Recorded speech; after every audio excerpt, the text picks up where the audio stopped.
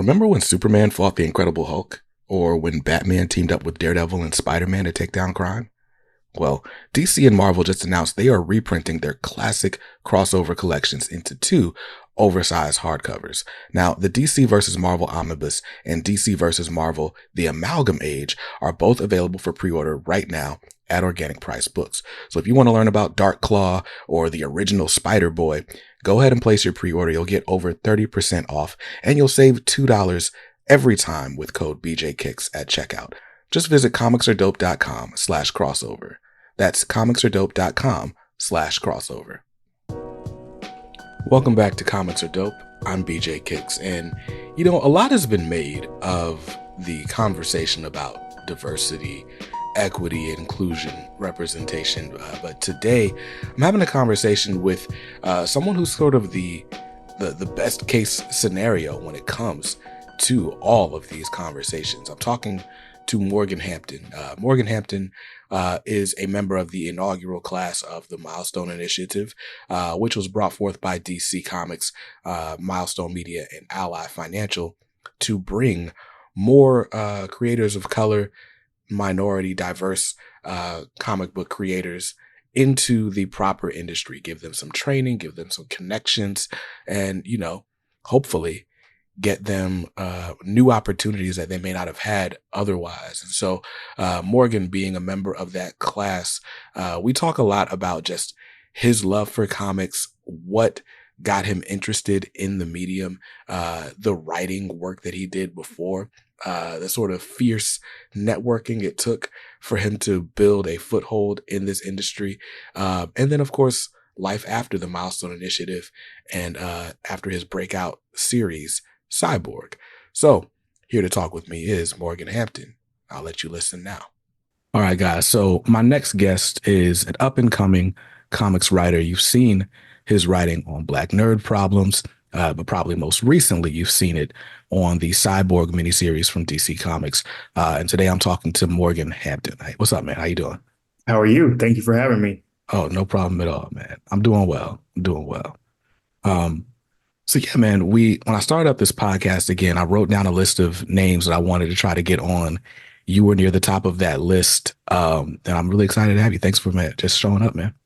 Yeah, I mean, I watch you all the time, so it's kind of surreal to be on the show now. Oh, that's I watch your or not unboxing, but when you get your pull box reviews every uh week, and then yeah, I've been watching the podcast since you brought that back too. So nice, this is man. Well, fun. thank you.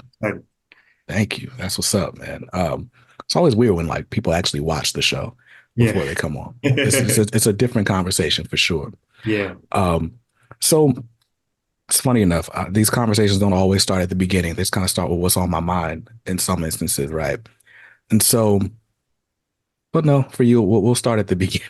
So, Sure.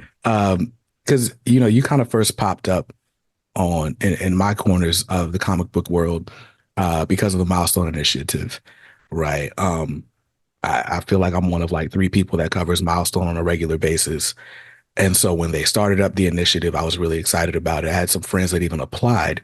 But then when that first class came out, I was like, okay, cool, that's dope. And then they put out the anthology. And so I was like, okay, we get to see like some of this work.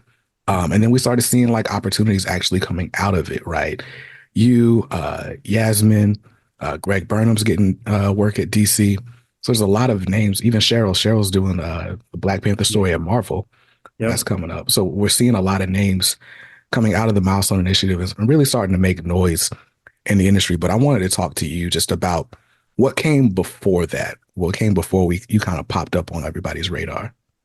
Yeah, that's a great question. I think I'll start with college. Hmm. Because in hindsight, I think I always wanted to be a writer, but I didn't realize that really growing up. Hmm. But in college, I realized because I wasn't a great student in high school. I didn't like school. I Hmm. just wanted to get out of there, and I didn't know what I wanted to do with my life. But once I got to college, I took like an English course, and I was like, wait, I can actually write, and Yeah. maybe I can turn that into something. And I've always been a nerd into comic books and stuff like that. So when I did community college for the first couple of years, and I transferred up to San Francisco State, Hmm. and I got my bachelor's in creative writing. And that program was mainly geared towards fiction, poetry, and playwriting. Mm, And I love that program, and I wouldn't be here without it. But at the same time, I didn't want to do any of those things. I kind of geared towards playwriting a little bit because it made me realize that I liked writing scripts. yeah.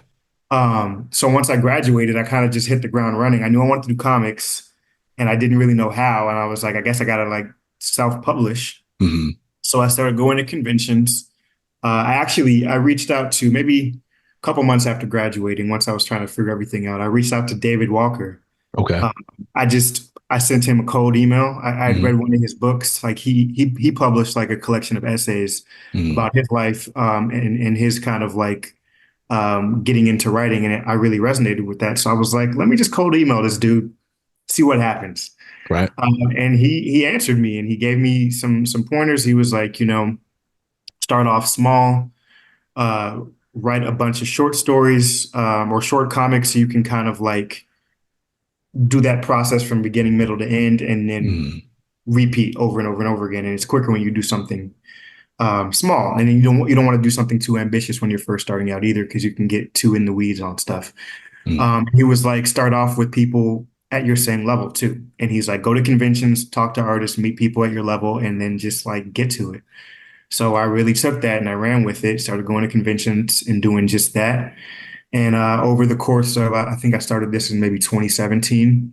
mm, Over the course of from 2017 to when did I apply to Milestone Initiative? 2024.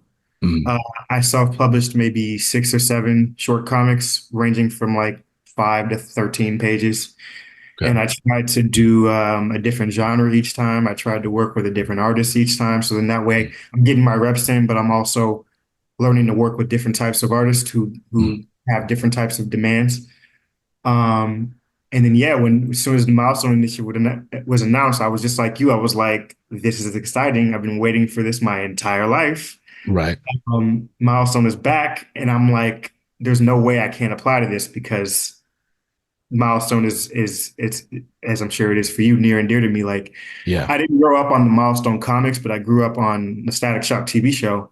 And then as Same. I started to get into comics, I went back and was reading Milestone, and I'm like, this is some great stuff. Hmm. They were really ahead of the curve, really. Right. So yeah, that's the background before the Milestone Initiative. That was a long-winded way of me saying just I was self-publishing for about 4 or 5 years, Got uh, you. doing my own thing. So I'll ask this, right? Because for me, comics didn't exist as a kid. Well, my background, I'm in North Carolina. This is where I was raised, right? But my mother was raised in New York City. So I go visit my grandmother, every summer. I'm seeing comics like still at the newsstand, but the way I processed it was comics exist in New York and that's it, Mm. right? So I kind of rediscover comics as a grown man with kids. I walk into a comic shop for the first time in 2019, right? So all that to say, comic book writer is not a profession that even is in the realm of possibility for me as a kid. But I imagine it's like that for many of us, who are minorities, whether we're reading comics or not.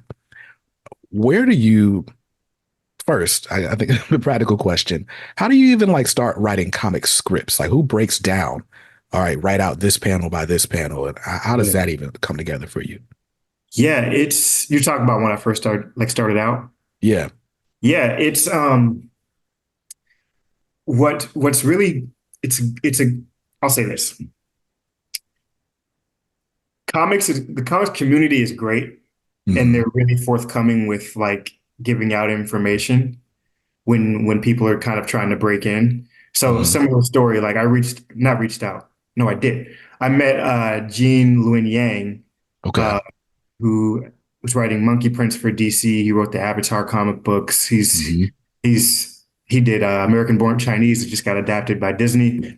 Yeah. I met him at a comic book signing for Avatar because I'm a big Avatar fan, and I did Hmm. the same thing. I cold emailed him afterwards. I'm just like, hey, I'm trying to do what you do. Hmm. How do I do that? And he emailed me back, and he was like, he gave me 2 books to read, or 3 books actually. Sequential Art and Storytelling by Will Eisner, Okay. uh, On Writing by Stephen King, Okay. and then Understanding Comics by Scott McCloud.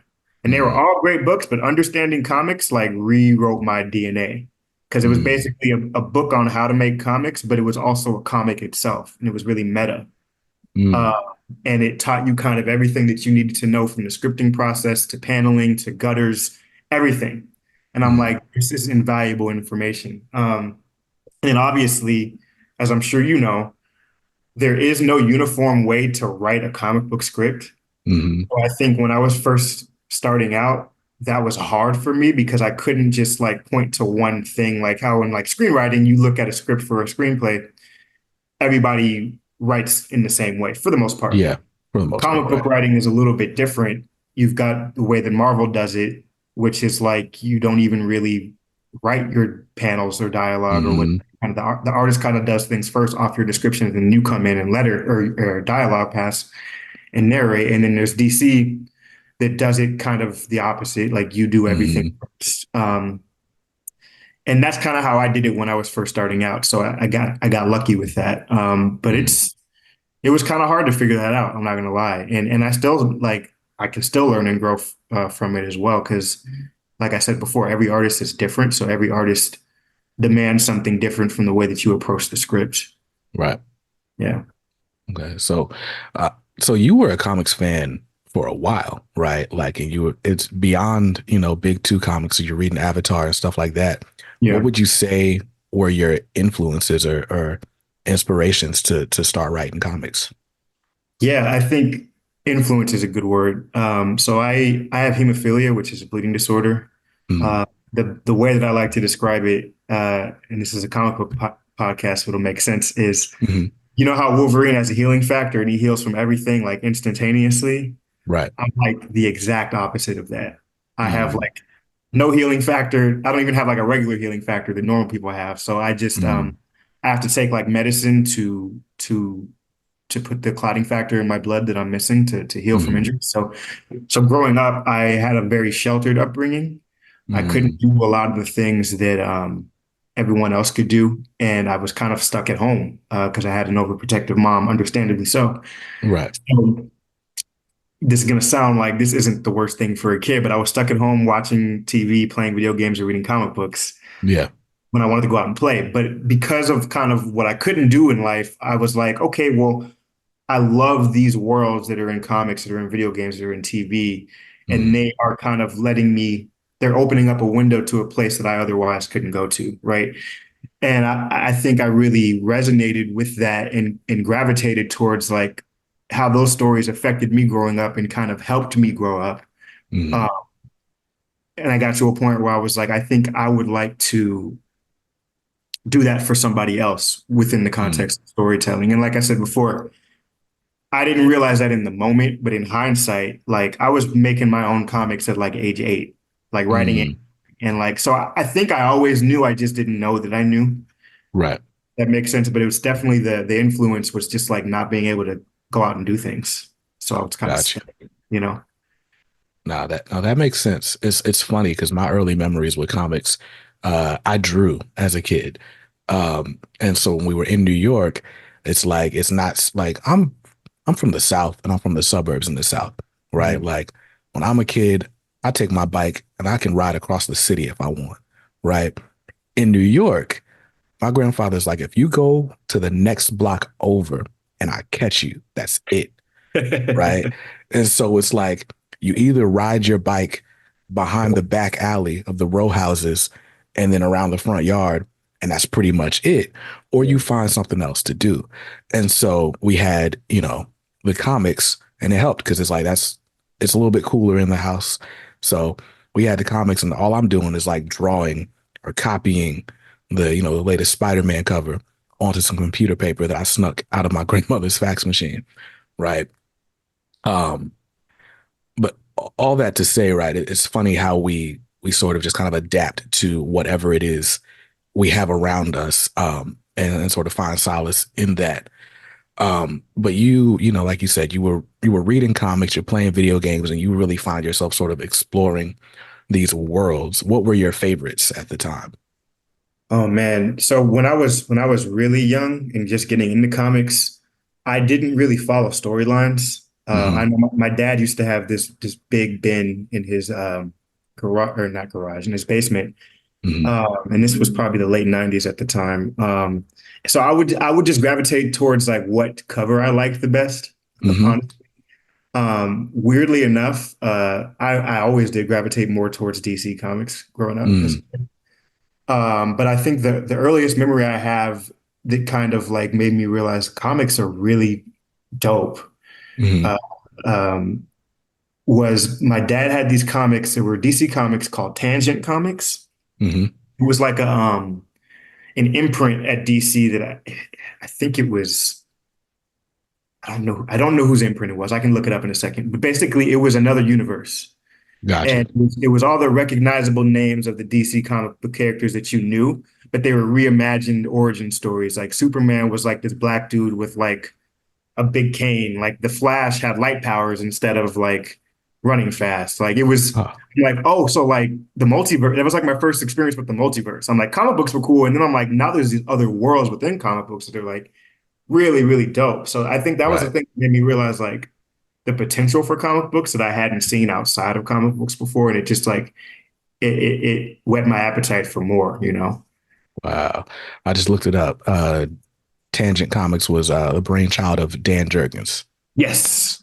That's what I was gonna say, but I didn't want to be wrong. So I Gotcha. didn't. That's crazy. I love this because a lot of times the discourse about comics online is just one, it's toxic, but a lot of times you get this they'll try to sell the idea that like all of the newcomers in comics like don't love comics, were just plucked out of wherever.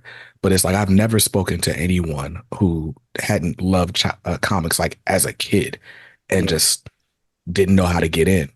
Um, so that's really cool. So, all right, so you go to school for creative writing. You know you want to write comics. You're stalking people at Comic Cons, cold emailing people, and you know you're Yeah. self publishing. Right. And then so the Milestone Initiative gets launched. I want to say that's what, 2021 they put out those 2020 applications. was fall. I also want to. I overlooked a major part of my whole journey as well was Black Nerd Problems, which you mentioned earlier. Mm, Black Nerd Problems gave me the access at conventions to interview people, whereas like at that time, being absolutely nobody, it was impossible to get like a press pass. So yeah. like B&P gave me the access to get a press pass, so I could like interview a Scott Snyder or somebody like Mm, and just like pick their brain. I use that as a way to kind of just like yeah to give like other people insight, but it was also selfishly for me. Like I get to talk to Scott Snyder and ask him how he writes Justice League or Batman. Like I'm gonna do that. right. So that was Yeah. also very helpful for me as well. Nice. Nice. Yeah, no, it's funny. I having a comic podcast, I get to talk to people that I did not dream I'd be able to talk to. And Yeah, I don't have like some secret goal of like being a comics writer. I just enjoy having these conversations and sort of documenting the yeah, culture, so to speak. But it does make things real and yeah. accessible in a way that I don't think a lot of, black and brown kids necessarily get. That's true. Like we tend to find comics from other media, right? Like Miles is big now because Spider-Verse is big. Right, Chadwick Boseman is what made me want to look for a Black Panther comic. Um, but being able to have like a real view of what the industry looks like. These are the people behind the scenes making it work. This is their approach to writing and storytelling. And then, like you said, most people are pretty forthcoming with information because ultimately, if you've got the talent, like they want to see you get a shot. right. So, gotcha. What were you saying? I was just saying, absolutely, I agree. Oh, gotcha. So, yeah. So the Milestone Initiative, um, the call goes out. They're gonna do what? 12 writers, 12 artists, and hey, apply. How did that go for you? Yeah, it was a lot because I'm in grad school right now. I'm in, Hmm. I'm in my final semester of my grad program, and when the Milestone Initiative call went out, that was my first semester. Uh, Mm. So I was already in like a major like transition in my life because grad school was never on the horizon for me. Like after undergrad, I'm like, I'm done with school. I hate it. I don't ever Right. want to go back. Um, and then I found the perfect program that brought me back. But I was in the middle of just getting adjusted to that. Mhm. And then the Milestone Initiative call came out, and I'm like, I don't know if I can have any much more on my plate, but also like I can't not apply to this thing. Like this is Right. a once in a lifetime experience. Like we didn't even think Milestone was coming back. Now it's back, and now they're asking for submissions. Yeah. I gotta apply. So yeah, did you say I was the first person from the Milestone Initiative you're talking to, or have you talked to? Yes. No, Okay, it's so just you. I'll give you a little bit of insight on just like the background on how the application process worked. I think I Okay. can do that. I guess we'll find out. I mean, if people applied, they know. So Yeah. when you applied, it was a lot like a regular job where they wanted like a resume. I think they wanted a cover letter or like a personal statement type of thing. Maybe not a cover letter, Mhm. like a personal statement. Um, but then they asked us to write. I think it was 8 pages, an 8 page story, and they Mhm. kind of gave us the prompt. Like for the writers on the writer side, I think the artist was a little different. They gave them a prompt too, but I think they had a little bit more freedom. But for the writers, they were just like, we want you to write a story with Icon and Rocket. Um, Mhm. and they were like, they should be having some type of argument in the story. And I'm like, Mhm. bet that's like a lot more of a prompt than I thought I was gonna get. Right. So I ran with it. I wrote a story about Rocket and Icon. They were in San Francisco because I love San Francisco. I lived up there for 7 years and I was still Mhm. missing it. I still miss it now, but I was really still missing it at the time.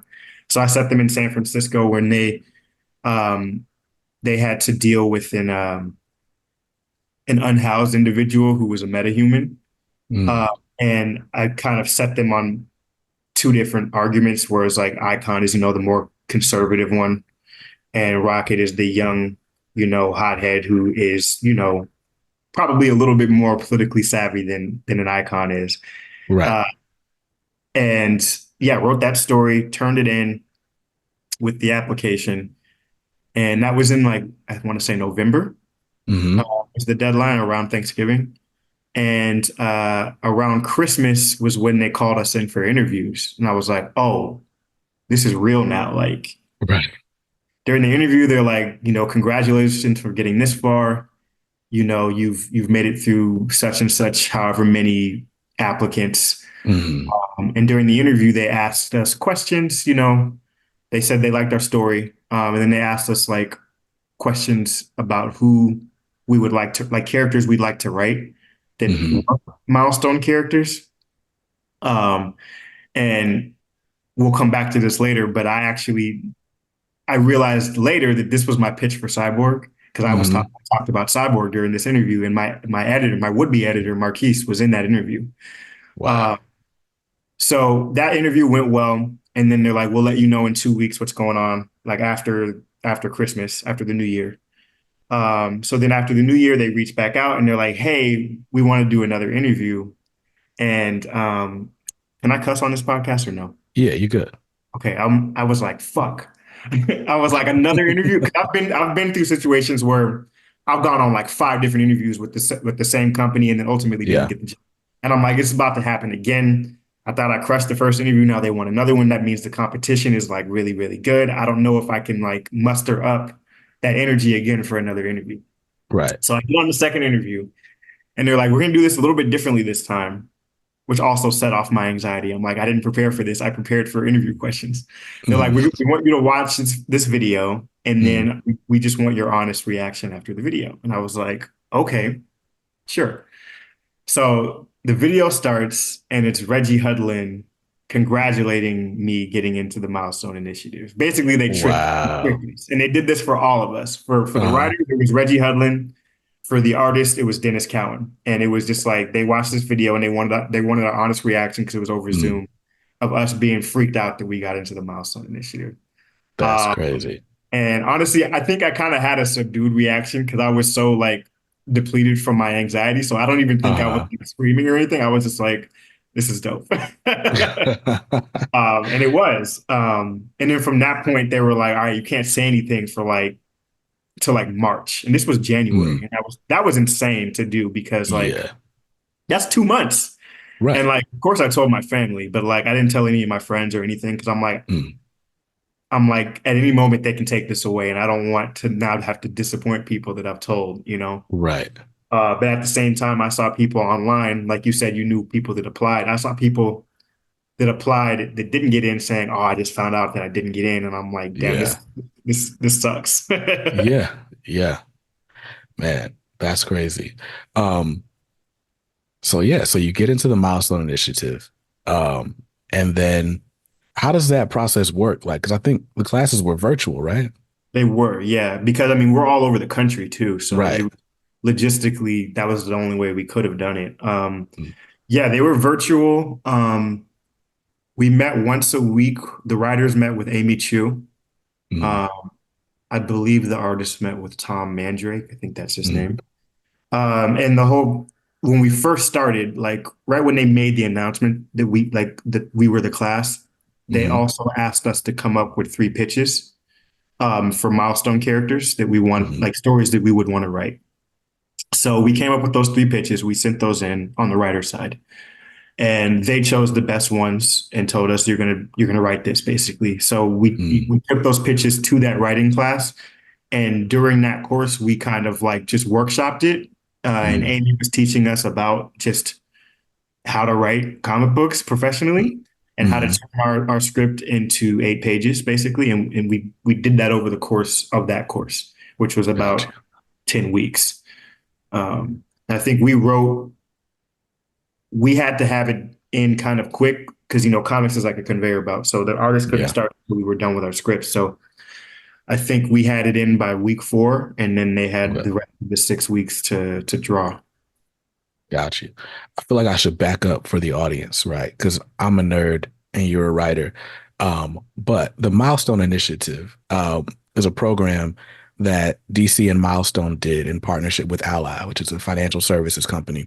And the whole point of the initiative was to find minorities who maybe were like on the edge of a career in comics or were interested in a career in comics and basically kind of pick some of the best and brightest and give them like some actual development, give them mentors in the industry, give them some structured learning with I would assume the goal to be like, okay, now you guys are good enough to like, be put on some books. That's not necessarily a guarantee of employment anywhere, but at least you've got the skills and you've got some connections now. You can kind of go from there and do with it what you will.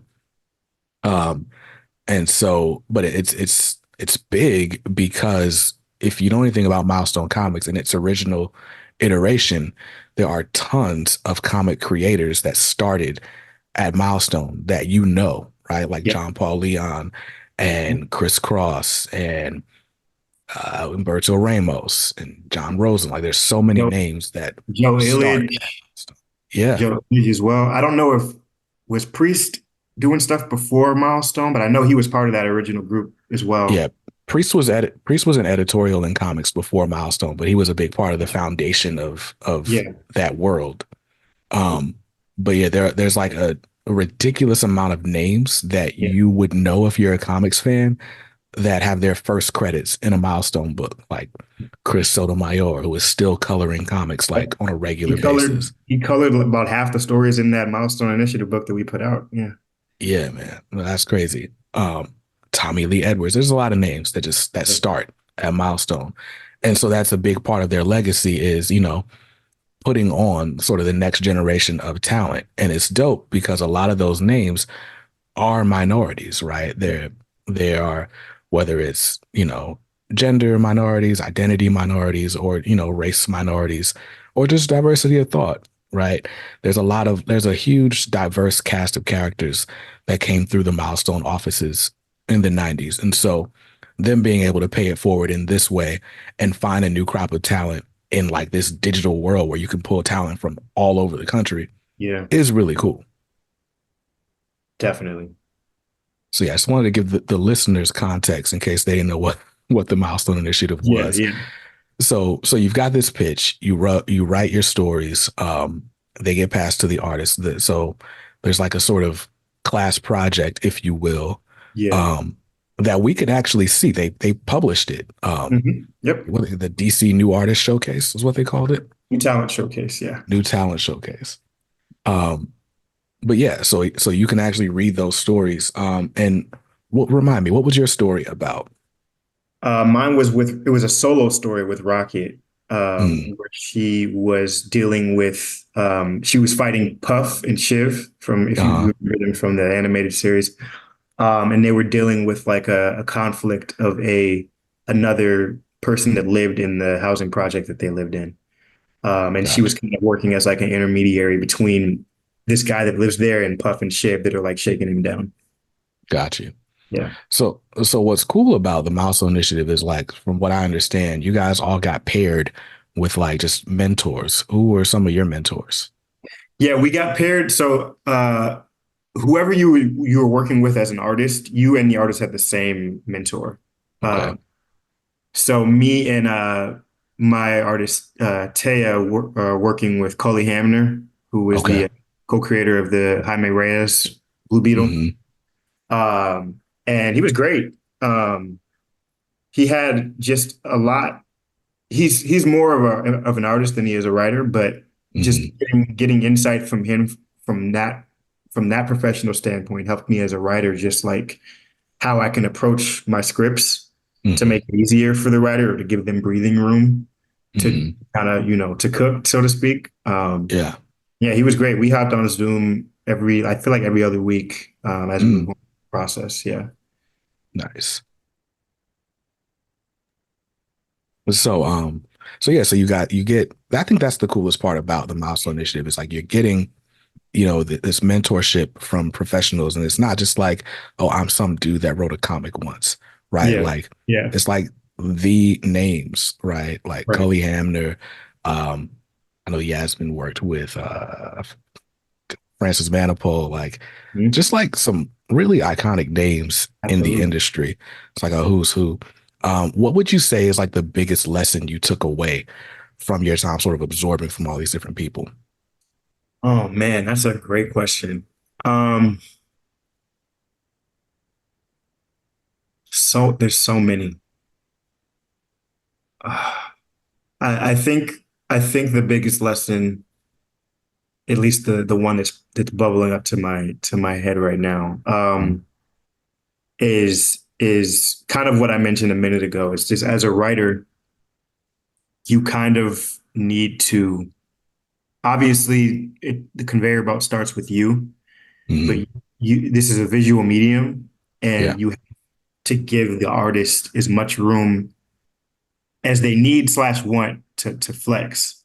right. So like, don't get too in the weeds on paneling Mm, because more often than not, the artist is going to have a better visual sensibility than you do.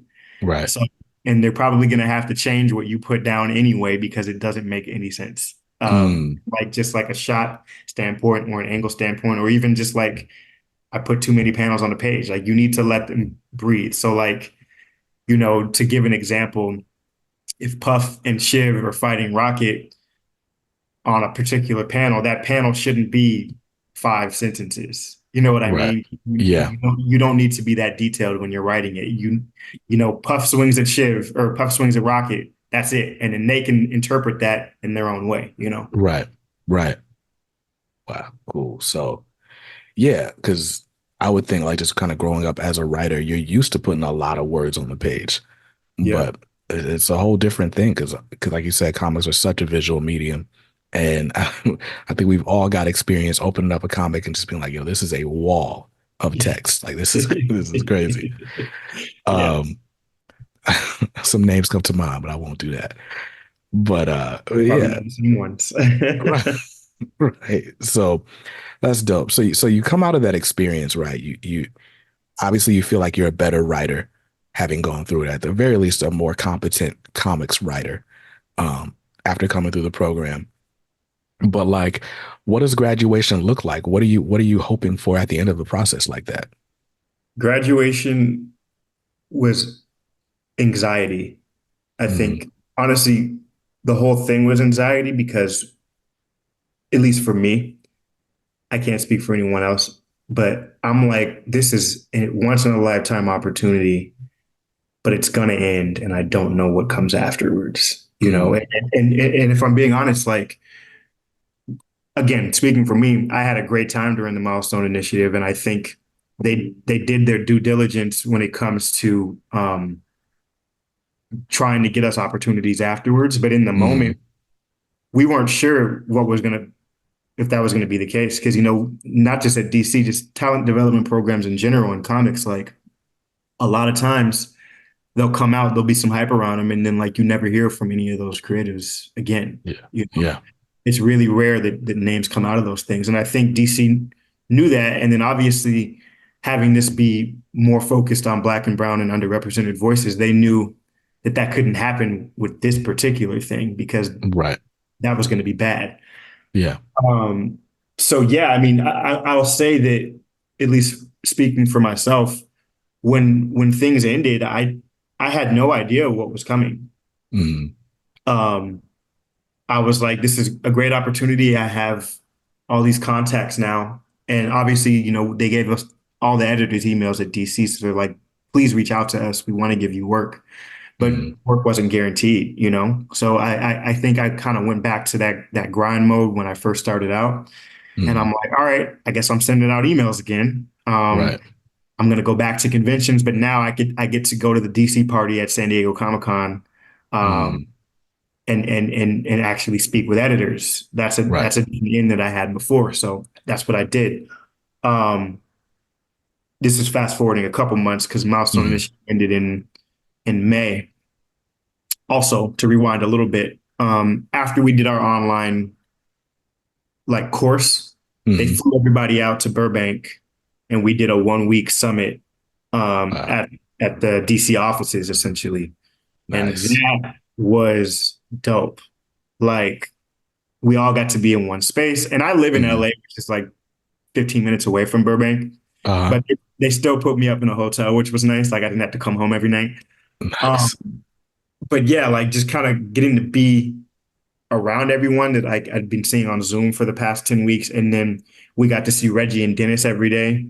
And they okay, were dropping gems of knowledge on us all day, every day. We would go out to eat with them afterwards, every night as well. Um, and then we got to hang out at the DC offices and see like, Batman statues and Green Lantern rings and stuff like that. It right, was incredible. And they had kind of like a whole week of just like seminars planned for us okay, that kind of was geared towards like launching us into this because this mm, was like the cap of the whole thing, right? got you, It was geared towards launching us into the industry, but like we all knew at the end of it, like the onus was on us. yeah, You know, that's the thing about comics, like it's different than TV or film. Like you can have an agent or management, but you don't need to. And for the most part, you're kind of like getting work on your own, right, at least especially when you're starting out. So like they told us like you're gonna have to reach out to us if you want work. mm, So going back to what I was saying before, that's what I did. I all the self-published comics that I did for years mm, were all in a digital space. So I worked diligently for like a month and a half before San Diego Comic Con, and I printed them all in one book.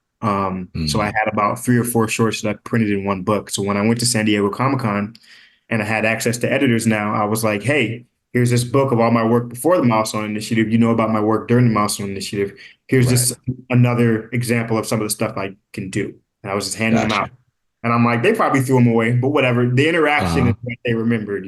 right, And then I followed up with everyone that I talked to at San Diego Comic Con with an email saying, hey, it was great to talk with you. Also, here's a digital version of that comic book, just in case you misplaced it. right, Um, and then I reached out to Marquise Draper, who ended up being my editor on Cyborg, because he wasn't at mm, San Diego Comic Con. But I was mm, just like, I worked with him a little bit on my story for the new talent showcase. And mm, I was like, I'd love to work with you if you ever have any work. I'm more than willing. I would love to do something. And from there, he hit me back and he was like, we're doing this thing called DC Power. And mm, he's like, I remember when you talked about Cyborg during your interview, and I would love if you could write a Cyborg story. And I was like, I'm in there. I'm doing right, it. so I did it. Wow. Okay, so let's go back then. So what was your pitch for Cyborg? So, okay, so I didn't pitch it in a traditional sense, Uh-huh. but when going back to that initial interview during the Milestone Initiative, when they asked us what characters we wanted to write, Hmm. I basically just, as I'm doing now, as you can see, I'm kind of long-winded sometimes. I I talked about Cyborg because Cyborg has been a character that I've loved since I was a kid because obviously he's someone that looks like me. He's black, right? But also he's a character that is differently abled, and Yeah. we don't see that as well. And coming from, I don't have metal appendages like Cyborg, but I'm differently abled as well. Right. And I had been seeing Cyborg, through the lens of how much potential that he had that I Mm. hadn't thought that he lived up to that point. So Gotcha. when they asked about that in the interview, that's kind of what I talked about. I'm just like, with Cyborg being, essentially a disabled superhero, we haven't really seen that to the depths that we should be seeing that. Mm. And I'm like, I would love to tackle that. I would love to tackle what it looks like to be as a superhero, to be a black man that kind of like survived this trauma, and Hmm. what that looks like in the 21st century. I was saying all this stuff, right? Yeah. So that's what Marquise was harkening back to when he's like, I remember that interview. I would love to give you the chance to write Cyborg for this DC Power anthology. So Okay. I'm like, yep. So it wasn't really a pitch. It was just me being passionate about the character and what I wanted to see. And I Right. guess that struck a chord with him. That's funny. My uncle used to do marketing for Atlantic Records. Mhm. Um, and basically his claim to fame in the building, as we call it, was he was the person responsible for getting Brandy a website. But the way he got the job was like it was just this super passionate argument, like, and people don't think that black people use the internet, but like we love computers too, and da da da da. It's just funny. You telling that story, that's what that reminded me of. That's so funny. Um, but it's crazy what like just sort of because all that really is advocating for yourself, right? Like it's Yeah. this is a story I'm familiar with. It hasn't been told correctly up until this point. Let me show you why I know enough to tell it Yeah. correctly. You Absolutely. know. Um, so I'm looking at wait, I'm looking at the wrong one. I'm looking at DC Power 2024, which you wrote the foreword for, Yes. right? But your story in DC Power 2023, I really enjoyed. It's Cyborg with his mother. And I think ultimately my takeaway from it was, oh, that's why he says booyah. Yeah. But it was just a really dope just sort of day in the life, a look at who he was before, who he is now. um what was your idea for that story, or how did you decide that was a story you were going to tell in this short anthology? Yeah, it's crazy because comics sometimes, most of the time, I'll say, is everything's always behind and there's never enough time. Hmm. So I think in hindsight, I had a little bit more time than some other people to work on that story, but this was my first thing. So I'm like, it felt really fast. So Right. he reached out, he asked me if I can do a cyborg story. I said, yeah. He's like, yeah, can you give me like some ideas within the next week? I'm like, that's real fast, but like, yeah, sure, I can. Um, but yeah, I wanted to tackle, I think even going to my cyborg miniseries, I think my whole view of cyborg is the human aspect of him because I think we focused too much on the duality of am I a Hmm. man or am I a machine? Like I feel like it's such a tired argument, Yeah. especially moving into the 21st century. And the way that I view the character is like someone who has a disability. Hmm. That's not an argument or a conversation I want to have anymore. It's Hmm. this is my reality. How do I overcome? How do I navigate? Yeah. As a human. And so Hmm. I wanted to focus on that, and I wanted it to feel grounded in the respect that like he is a human being, right? Right. So that was the main thing I wanted to do going into it. And then I just thought of like all of like the arguments I'd seen about Cyborg online over the years. And one of the things that I thought of was Booyah being such a understandably like maligned term that people don't Yeah. like Cyborg uses. I don't Hmm. think he ever used it in the comic books before the TV show. Right. Um, I don't think so either. it's a kids' TV show. They're like, give him a catchphrase. I don't think they thought too much about it, but obviously, a black character saying something like that, it's Hmm. just like, what are we doing here? Why is he saying that? Like, I understand the argument. So I was like, maybe I can use this as a way to provide context as Hmm. to why he says it. So, going forward as a writer, whoever writes Cyborg, they can say it or not, but at least now we know that there's a reason. Yeah. Because using a phrase like that as a black character, like without a reason, just seems real irresponsible, I think. Yeah. Yeah. Yeah. That's a good way to put that. So I'm like, let me at least give it a reason, and then whoever takes it from here, they can take it or leave it. But at least now in the canon, there's a reason, and I Yeah. tie that to his mom, because Cyborg stories focus usually more on the dad. Hmm. Oh, you turned me in Cyborg, you did all Right. this stuff to me, but Right. like he also in that he lost his mother, Yeah. and we don't focus on that enough. Um, Hmm. so yeah, I wanted to kind of jumble all those things together, and you got the story of Booyah. Nice. Yeah. And all right. So we get the Booyah story. How does that turn into a miniseries? Or was Again, it that straightforward? from my perspective, it wasn't. I Okay. knew I knew going back to just when the Milestone Initiative started, every Hmm. milestone, pun intended, that I hit, I'm like, okay, I don't know what's coming after this, so Hmm. I have to give 150% on this current thing that I'm doing, because I at least want it to be a domino effect to turn into other opportunities, right? Right. So when I got the DC Power story, I'm like, I need to cook, I need to do everything I possibly can with these 8 pages that I'm Hmm. given, and hopefully that will turn into something else. But it wasn't like Marquise told me, hey, if you do a good job, you're going to get a series. None of that was on the horizon for me. I don't know what was going on for him, but I didn't know anything. Right. So I'm focusing on one thing at a time. So I'm writing the story, and then I think I wrote it in August, and art was coming in from August through like December-ish. So Hmm. as that's happening, I'm doing like lettering passes as the art's coming in, Okay. uh, and tweaking stuff here or trimming stuff here if I wrote too much. Hmm. Um, December comes around. Marquise hits me up. Oh, and they've already announced them out, or the Cyborg series at this point. They announced the Mm. Cyborg series in like November. And I Yeah. was like, damn, that would have been dope if I could have wrote that. But like I Right. remember they announced it and they had no creative team. Yeah. It was TBD Um, for Dawn of DC. yeah.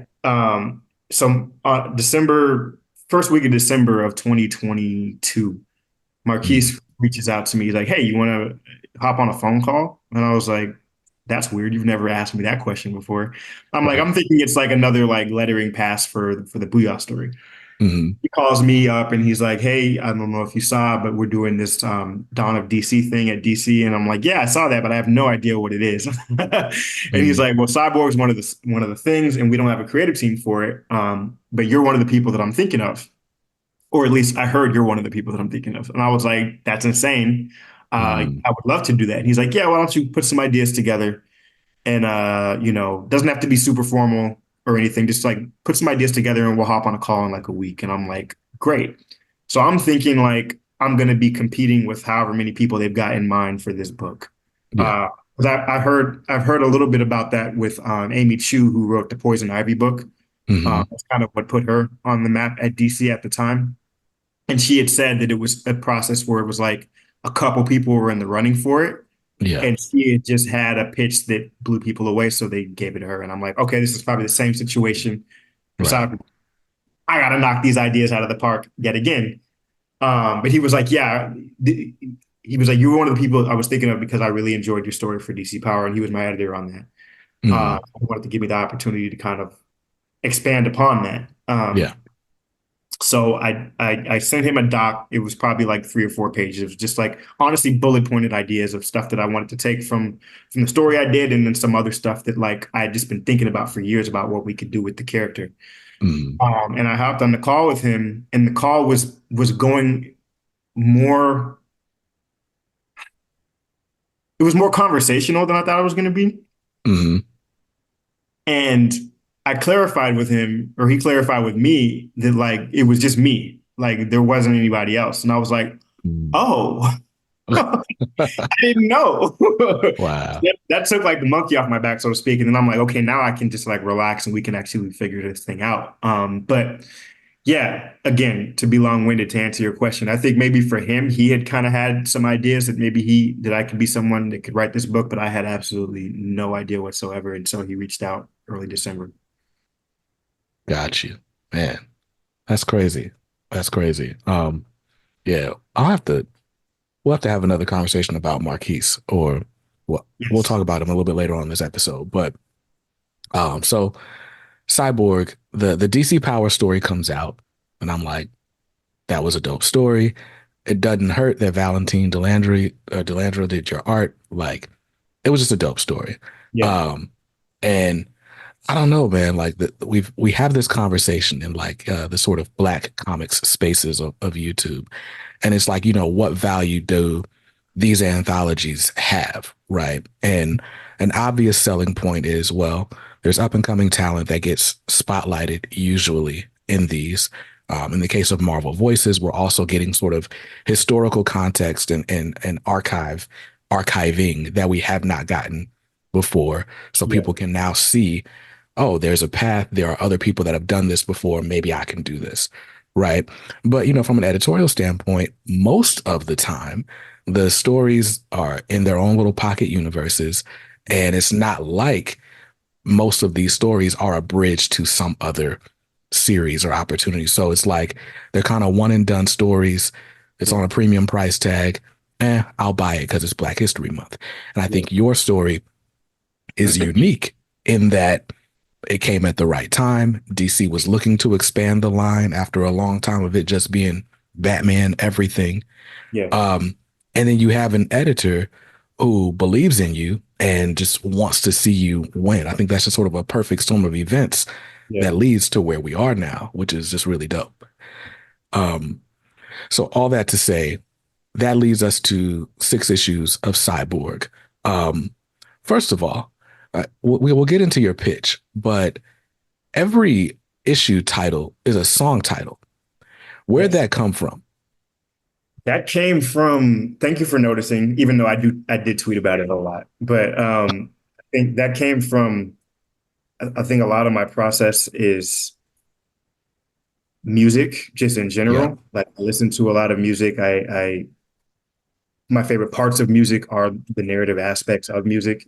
And Mm, I feel like a lot of times when I'm listening to music, I just like make up scenes that this song could exist in, or that this title could share thematically with something. right. Um, so it came from that, just like that being kind of my own sensibility. And then Mm, also knowing that this story was going to be in Detroit, which is, the history of Motown. right. And that I'm like, music has to be a part of this series, even though this is not an auditory medium. It Right. has to be part of this series in some way. Mm, Um, so it was those two things. And then um, I figured, yeah, like the song titles could also yield towards what the theme of the issue was going to be as well. mm, And then you can go and listen to this song and kind of get like you're getting closer to Vic at the same time. right. Cool. That's dope. No, because before I was in the comics, I was an aspiring music producer. I was a beat maker. My record collection, before I traded it, well, I didn't trade it. My records are in storage. I just decided to display comics since I have a comic YouTube channel. Yeah, But my collection's like 1,300 deep, and it's mostly crazy. like goes from Motown to Stax, even like CTI, and like just anyway. That's a Yeah, whole different conversation. But I noticed that I was like, yeah, that's dope. Because not a lot of people are doing that. But so every issue title is a song title. But I think just overall, what struck me about your Cyborg, and maybe it's also because our last sort of image of Cyborg is Ray Fisher, right? And I think the commentary around his Justice League portrayal, at least the Justice League that we got before the Snyder cut, was like, yo, why is this dude so mad? yeah, yeah, like he was just angry. right. And so the Cyborg series that you wrote, it, like you said, it definitely like places Victor in a sort of human element, right? He's in therapy, he's getting adjusted, but early on we get a very like a much more emotionally balanced Vic. He's still learning to cope. He's got some trauma he's got to deal with. He's lost his father, and that comes with a complicated set of emotions, right? Like losing a parent that you're estranged from. Like, how do Yeah. you process that? How do you deal with that? Um, but we just get early on. It's like, oh, this is a different Cyborg series. What was your sort of I don't know. I'll say your thesis. What was your sort of thesis for the character, and what did you kind of want people to come away from or the story with? Yeah, that's a great question. It My thesis for the character was to kind of go back to what I said before was that Mhm. Victor is a human. Yeah. And from this point forward, at least if I have anything to say about it, Yeah. that's how it's going to be. We're making a big step forward, and I don't want to take a step back anymore. Hmm.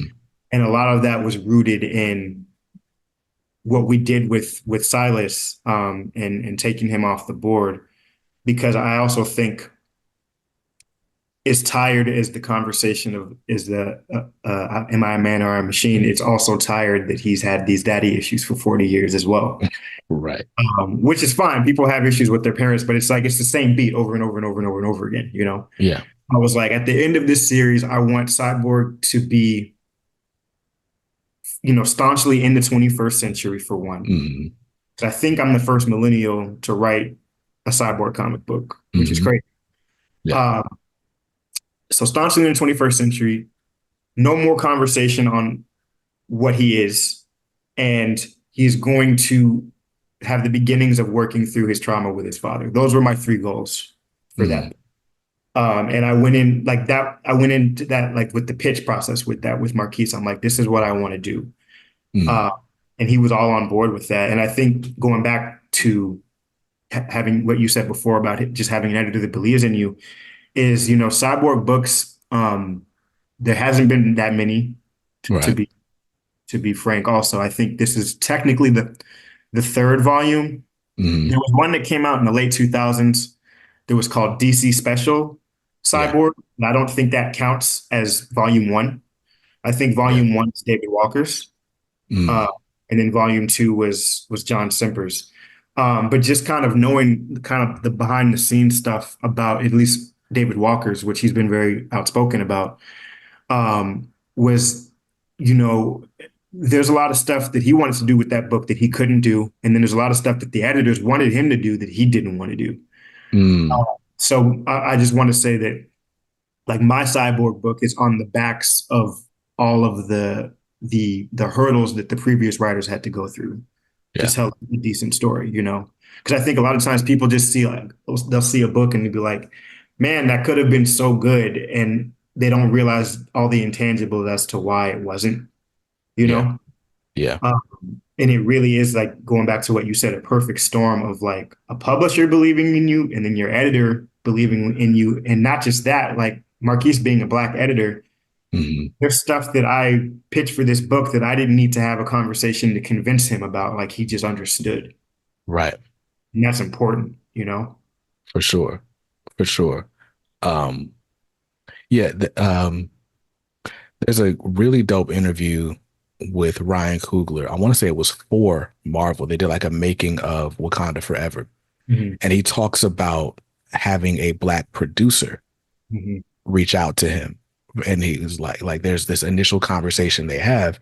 He's like, oh snap, like, are you black? And the dude's like, Yeah. yeah, I'm black. And it's like, oh, okay, now we can have a conversation on Yeah. a different level. Yeah. But it's true, there are cultural nuances. I think when we have conversations about representation, I think a lot of times, I don't know if it's actually the way it comes across or if it's just that's the takeaway certain people want to take from it. But it's like we want to take over the world and it's a mutiny and, forget anyone else who's ever sat in this seat before. Yeah. We're just coming for everything. Right. Right. But it really is. it's so much of it is intangible and it's difficult to explain, but we live in this sort of world where what we do is often predetermined by how we think someone will react to whatever it is we're doing, That's true. right? You know, you see somebody walking down the street. Okay, let me like, straighten up, try not to look threatening. Let me not wear my hood in this building, even though it's cold. Like, there's so many things that we do as a reaction Yeah. because we're very much aware of the perceptions around us. So it's definitely it's refreshing to be able to walk into a space and feel like you, at the very least, don't have to explain your humanity to a person. You know, Absolutely. um, so yeah, no, it's dope that Marquise is in the position that he's in, and is willing to look out and say, hey, here's an opportunity, and it's for you, and not because hey, I just want to give another black man a nod, but it's Right. like no, you had an idea that made a lot of sense. I want to give you a shot to express that. I think that's awesome. Yeah. You hit it right on the So, head. well, thanks. But nah, so yeah, so Cyborg, it's a very human story. It's Vic dealing with trauma, but not, for lack of better terms, trauma porn, right? It's not, we're not throwing things at Victor to see how angry he'll get and how the anger helps him overcome it. Like I said, it's very well adjusted, um, and is a more mature Vic than we've seen in previous iterations. Um, I reread the story today, and I think my favorite part of it, I can't really say what I like without spoiling it, but what I came away from it with is really just like everything you said, right? Like you really set the stage for him to sort of be him. Like we don't have to have these identity struggles. We don't have to Yeah. have these trauma struggles. Like there's a moment where he sort of explains why he feels he belongs on the Teen Titans or the Titans as they're called. And it's like, yes, this makes sense. Like, and I love that you put him firmly in the Titans as opposed to the Justice League. Like Yeah. that made a lot of sense as well. So there's a lot that I like about the series. Do you know if there's any more coming? Honestly, I don't know. Okay. I can be as honest as possible with that. I don't know what I can say, so Hmm. I won't say much, but I will say I want to do more. And I Okay. think it's definitely set up that there will be more, or there could be more. Not, don't say will. I didn't mean to say will. Right. It's definitely set up that there could be more. Yeah. I think, we did a really good job of building a new world for Vic, Yeah. uh, in the 21st century, so to speak. And I approached this series, like I said, with everything else that I did, like, okay, this is my one and only shot. I don't know if I'm Right. going to do this again. What's great about that is I always knew I was going to get 6 issues, so I knew I got to tell a full story. Because I used Hmm. to, like when I was still just a fan back in the day, it used to be devastating when a book would get like canceled and they could never finish their run, you know? Yeah. So that's the other side of not knowing if you're like not being an ongoing is Hmm. sure you're going to get to tell a complete story. Um, but honestly, everything is about sales. Yeah. And to be frank, I don't know what Cyborg sold because I didn't ever want to like, I didn't want that to dictate how I was writing, so I didn't ask. Yeah. Yeah. Uh, I knew I'd know if it was over what they expected or if it was under. So I Yeah. figured it's about what they expected. But the truth of the matter is, like, if you're not a Batman book, it is harder to be a book on the shelves. Whether it's however good your book is and however many people like it, nothing's going to do Batman numbers. Right. So yeah, I think I would love to do more. I would write Cyborg forever if they let me. So Right. it's just about if they want to let me. Right. Right. Nah. So just getting into like just nerdy stuff, right? I think my favorite aspect of the run, like the sort of running joke, one, you're in every issue. Yeah. uh, but the do better Detroit segments, Yeah. what was the inspiration for those? The inspiration for that was I needed kind of a chorus to express some of the real world view of Hmm. Cyborg, Hmm. to kind of talk about both sides of the argument of like, man, this dude is so dope, but like he's not doing what he needs to be doing. Right. And like so it's kind of a meta commentary of just like what I've wanted to see from the character for Yeah. all these years. So I used like Estelle Green and Do Better Detroit to kind of like within the context of the story to be like, yo, bro, like you're not out here like you should be out here. You need to be here. You need to be doing better.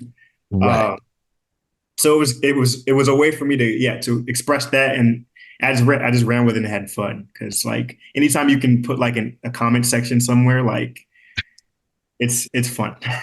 It was great. It's great. And like this, it's a cyborg book, right? So I don't know how much anybody's going to believe me when I say it's not like this is like a black book for the sake of blackness, Yeah, right? But it's also very much a black book, like because of these comment sections. Like yeah, it's like the comments are for the culture. Maybe that's the best way to put that, yeah. right? And so we get like comments like, "Oh man, like who lined this dude up?" Like it is just hilarious. It is hilarious going through these comments. And Um, another I'm just gonna throw another testament to Marquise is like he didn't bump on any of that.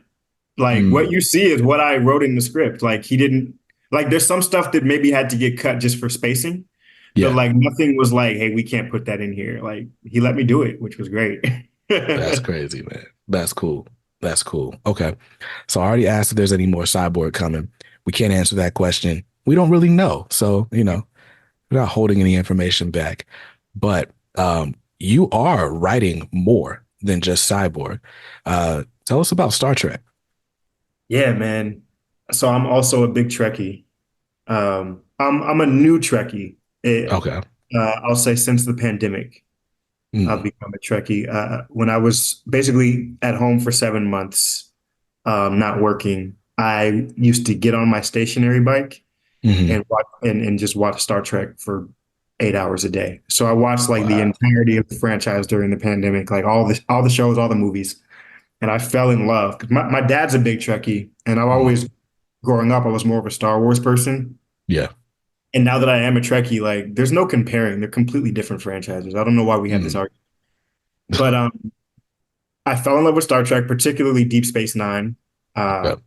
I'm not sure how privy you are to with Star Trek as a franchise, but Yeah. So we had, again, those same summers in New York yeah, watching Saturday morning cartoons, and you knew the Saturday morning cartoons were over when Star Wars or Star Trek TNG, The Next Generation came on. yeah, And it was like, we might watch it a little bit because the Klingon dude kind of looked black. yeah, And yeah. it was kind of it. Got you, got you.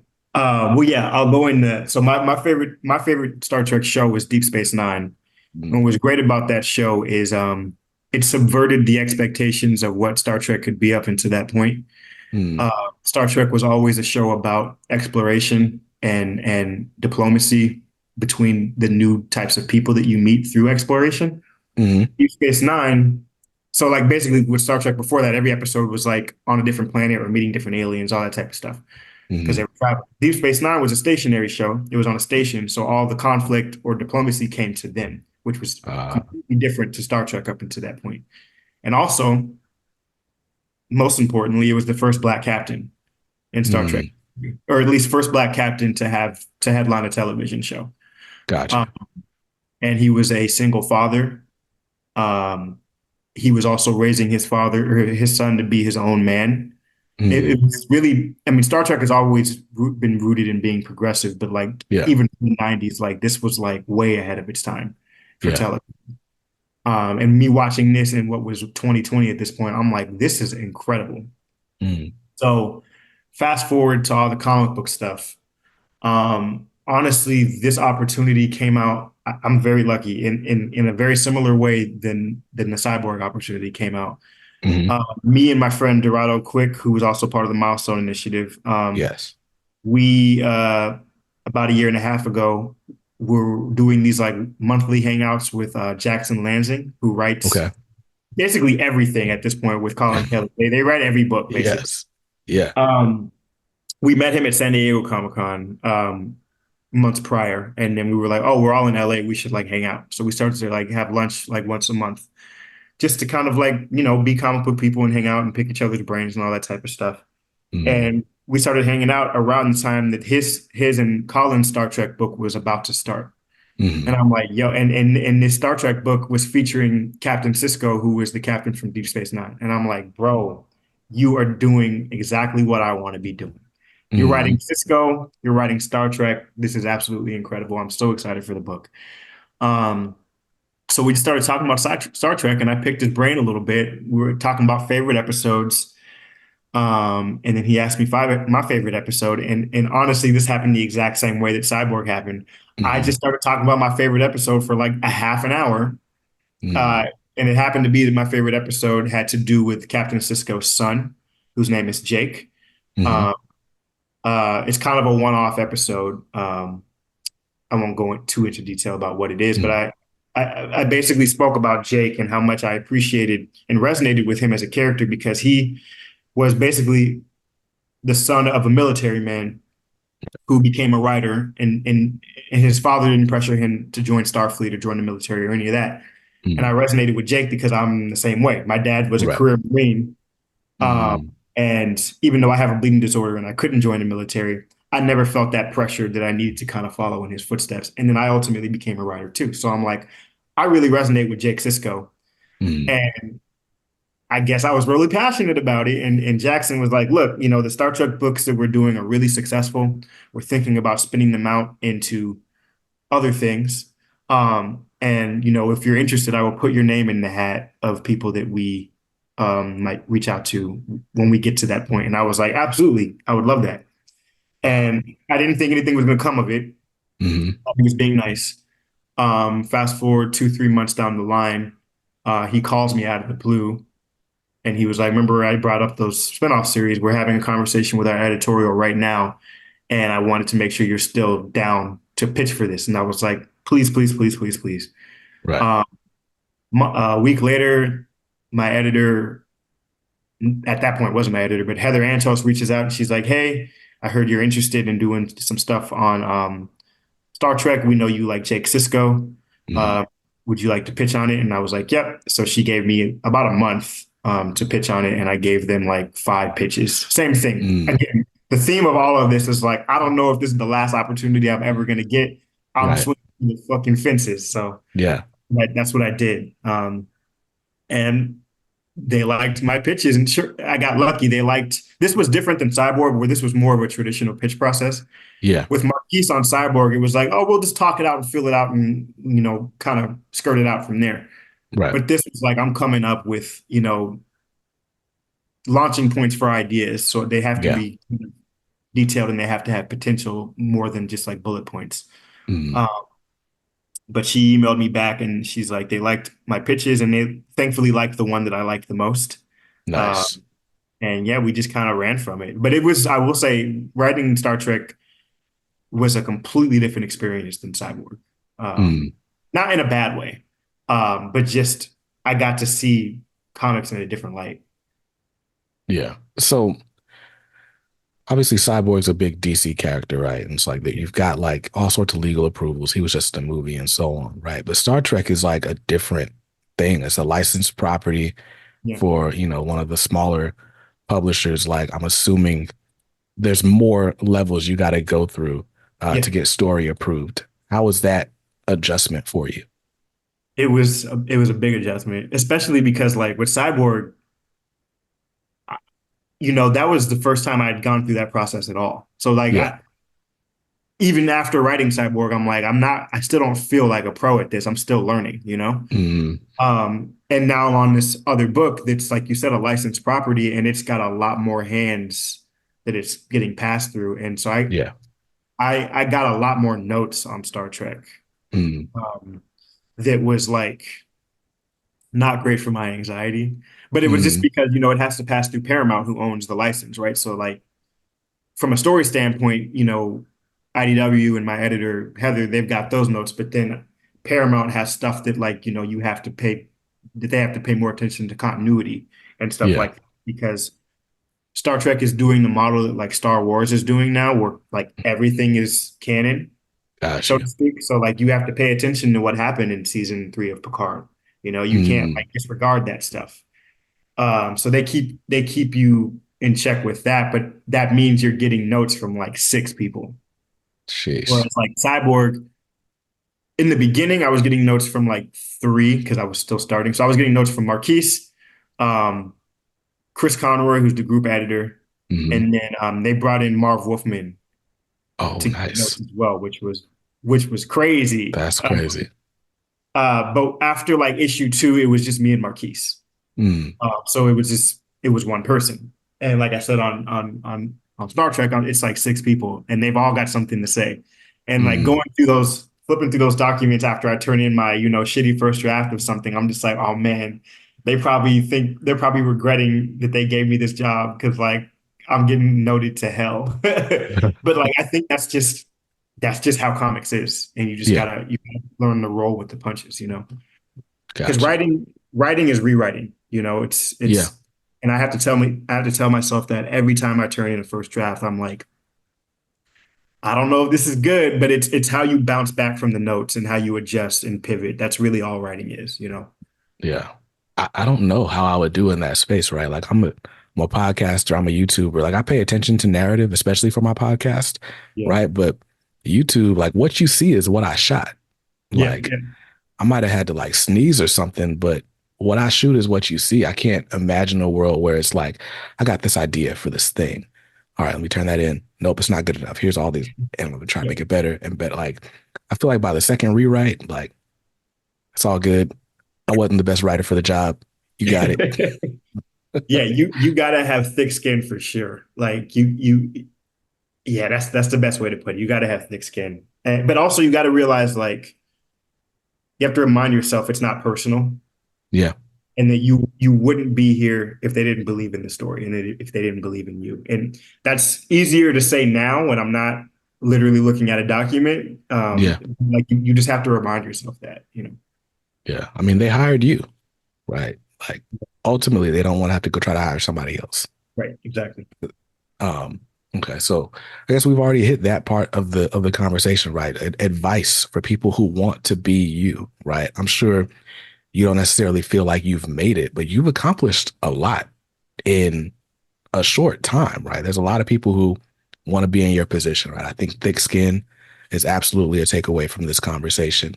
Um, your story is a story of initiative, right? Like milestone or not, like you are like, this is an opportunity. I'm gonna take it. I'm gonna make the most of it.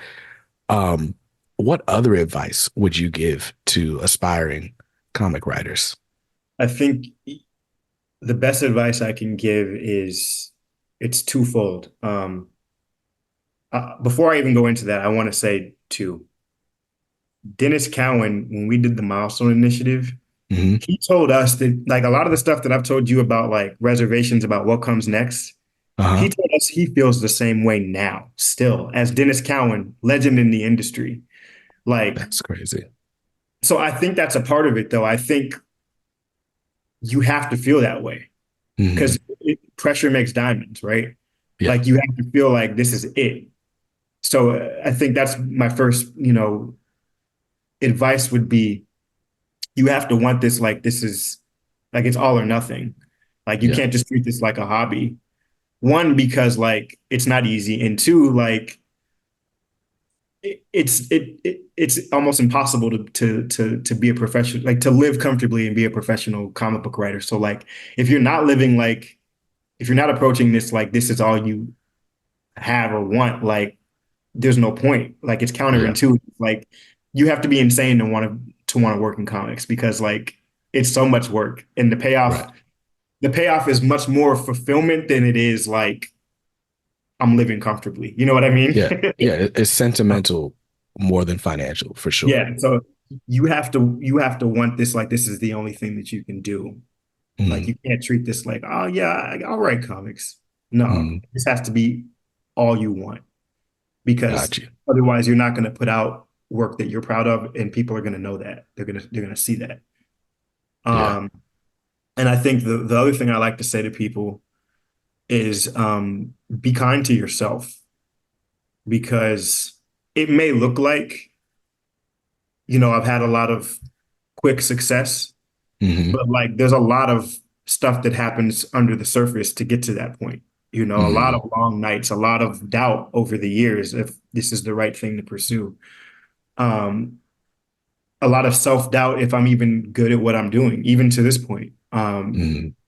You you just have to be kind to yourself, and be patient with yourself, like, and realize that this isn't something that's going to happen overnight. And it's honestly, it shouldn't happen overnight because, not to be cliche, but the journey is like the destination or whatever that Yeah. whatever the quote is. The journey is what it's all about. Like once you get there, if you're not focused, if you're too focused on like where you're going, Hmm. you're gonna miss all the cool shit that you're doing in the moment. Yeah. Oh, for sure. For sure. So, I want to ask you just real quick, just kind of about the role that networking has played in your career. Because I mean, Yeah. you've been threading that needle all night, but I want to really hammer home like how important it is to one, get to know people, meet people, but also treat people well. Yeah, absolutely. I think I'll take what I said David Walker told me in the beginning. Like Hmm. it's invaluable to meet and work with people on your level Hmm. because it can be really daunting just starting out. You don't have your bearings. You don't know how to reach the levels of a Scott Snyder. You're Hmm. like, how do I do this? And it's like the answer is right in front of you. There's other people who are entering the same space at the same time as you. You should work together, figure this out Yeah. together, Yeah. create working partnerships that way. And that way, when you network at your level, when you're all coming up, your network widens as their network widens. Yeah. All this person I worked with that I did a self-published thing a couple years ago is now doing this thing, and now I can connect with him on a deeper level because we've had that thing when we first came up. Like Right. it's important. Yeah. Yeah. Yeah, man. No, that's dope. That's dope. So, Cyborg Volume One, it's called Homecoming, and it is out in trade paperback. If you decided not to grab single issues for whatever reason, that is out on April 2nd. Is what the date is currently. So you can go ahead and pre-order that at your local comic shop. It's I got my stamp of actually approval. Go ahead. I actually just got the my comps for that the other day. They Oh, sent them word. really early because it's like comes like you said in April, right? Yeah. I mean, the FOC just passed.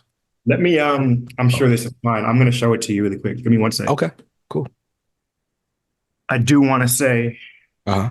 I'm being playful here, but I'm like for like 4 years or so, DC has been putting out their trades in hardcover. And now my trade comes out and it's paperback. What's They going on? switched.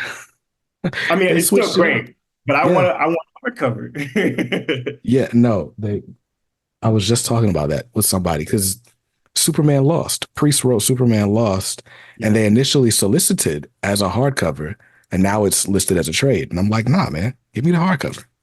To be fair, too, at the same time, I did think it was backwards that hardcovers were coming out before paperbacks and also Yeah. more expensive. So I'm like, damn, I want this static, but why is it $30?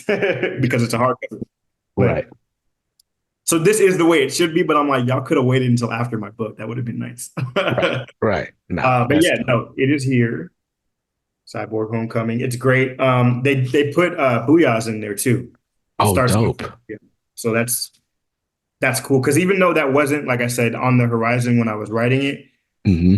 I retroactively tried to make it fit. Like I added some characters that were in Booyah eventually Hmm. in the Cyborg series and stuff like that. So yeah, it's great. I like to sniff my comic books. It smells great. Um, yeah, pick it up when it's out. Yeah. Like I said, they've got it slated for April 2nd. You can also still find this on shelves. This is the Milestone New Talent Initiative. So there's, I mean, there's so many names in here. It's Yeah. really dope that a lot of these people are getting work. Like Julio, Yeah, Julio's great. we had he did a series for Image called Home before Yes. the Great. Milestone Initiative. And I actually bought some signed issues and like a random trade payback of something Mhm. else from him, just trading in a comic group. And then I saw Yeah. his name on the Milestone Initiative. I was like, that's crazy. But he's got a story in here. Like it's really cool to see you guys getting opportunities after this. Yeah. Cause that's always the question. Like, okay, cool. Like they're invested now, but what happens next? So that's Yeah. really dope. So you guys can grab this, the Do Talent Showcase, number one. It's also dope that this was only $3.99. Like, You know, we had thoughts about that. It is dope uh, for for the consumer. Almost like this is 100 pages, and normally these anthologies are $10. But okay. yeah. I thought it was just they just wanted people. I don't know. I don't know if it was subsidized or what, but $3.99. I feel like it was a mistake, but it Uh, happens. so, but yeah, so that's out. Star Trek or the Sons of Star Trek is out. Let's see, what was the first issue? Oh, the first issue is out March 13th. So it's not Yeah, out yet. So you can about a pre-order month that. from now. That's dope. You're gonna make me watch Deep Space Nine. Like, Look, bro, I'm telling you. Okay, if you're gonna watch Deep Space Nine, I need you to be patient okay. because it's going to be rough. All Star Trek shows are rough for about a season, the first season Mm, when they're figuring themselves out. But when it clicks with you, mm. they're gonna be like part of your family. I'm telling you. And I'll as a take. fan, you said you watched The Next Generation. Uh, Spoil it a little bit. Worf eventually joins the show. okay. So, Okay. too. So yeah, you should That's definitely. dope. I'll ch- I'll check it out. I'll check it out. Because I gotta grab this series, so I gotta at least know what I'm looking at when I buy it. Yeah, yeah. Um, cool. So, what else is on the horizon? You got anything else you want to plug? Nothing as of now. I'm like I said, I'm in grad school. I'm in my final semester, so I've been I wrote and produced a short film that I just finished. We just wrapped filming a couple days ago. Wow. Um, so that's really it is graduating and yeah, I'm now using Cyborg and Star Trek to try to not pivot because I still want to write comics, but to get opportunities in like TV and film also. Nice. And yeah, more comic opportunities. There's nothing on the horizon yet, but hopefully by the end of the year I will be back. Or I guess with Star Trek, I'm going to be on the shelves, but there'll be something new hopefully by the end of the year, fingers crossed, that they didn't figure out that I don't know what I'm doing and don't want me to write anymore. Nah, man. You got a bright future, man. I I think, right. Thank you. I'm one guy, but nah, I enjoy your writing. I enjoy your approach. I think if nothing else, right, your tenacity will get you more opportunities.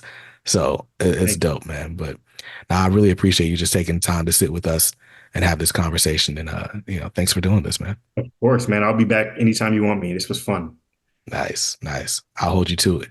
Yeah. Um, well, look, guys, again, thanks to Morgan for taking the time out. Thank you to you guys for watching and listening. Make sure you're subscribed if you haven't subscribed on YouTube. What are you doing? Links in the show notes. But yeah, I don't know what you're reading today, but hopefully it's something dope. Peace.